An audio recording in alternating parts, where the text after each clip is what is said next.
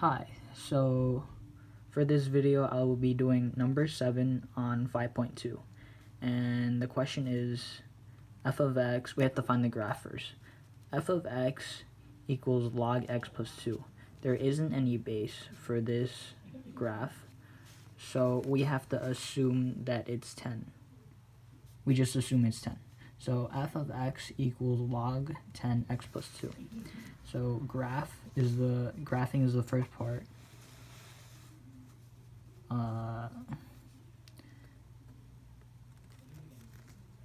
In order for us to find log x plus 2, we have to find y equals, or f of x equals 10 to the x power.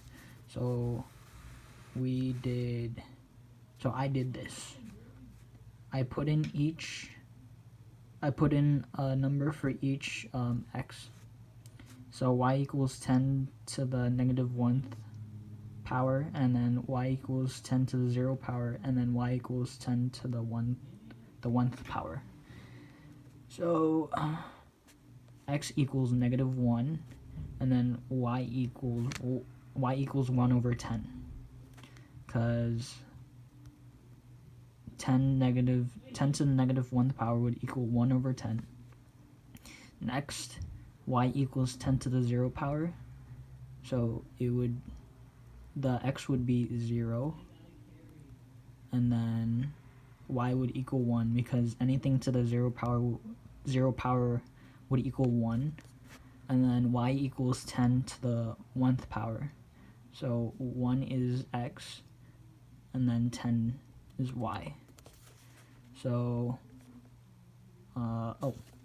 we have to do the opposite of each. So 1 over 10 would become the x coordinate, and then negative 1 would be the y coordinate. And we did this for each. So we put in these coordinates, each coordinate on this graph. So 1 over 10, it's just a little space, just a tiny space between 0 and 1.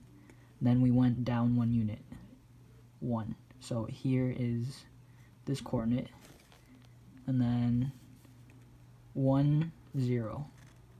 So we move it to the right 1 unit, and then 0, nothing else for this, so it would just be 1, 0, and then 10, 1.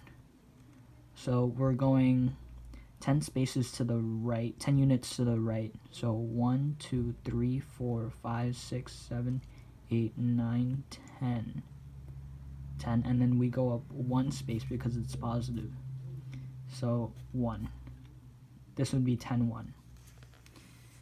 Alright, next, did I say this before? In order for us to get log x plus 2, we have to find y equals 10x. That's why I did all this. So next, we have to go up 2 units for x plus 2, because 2 is the amount of units we have to go up. So this graph, this line would be f of x equals log x plus 2. Boom. Nice. 2 points on the graph of f of x equals log x plus 2 are 1, 2, and 10, 3. So let's see if that's right. We're doing 1, then 2.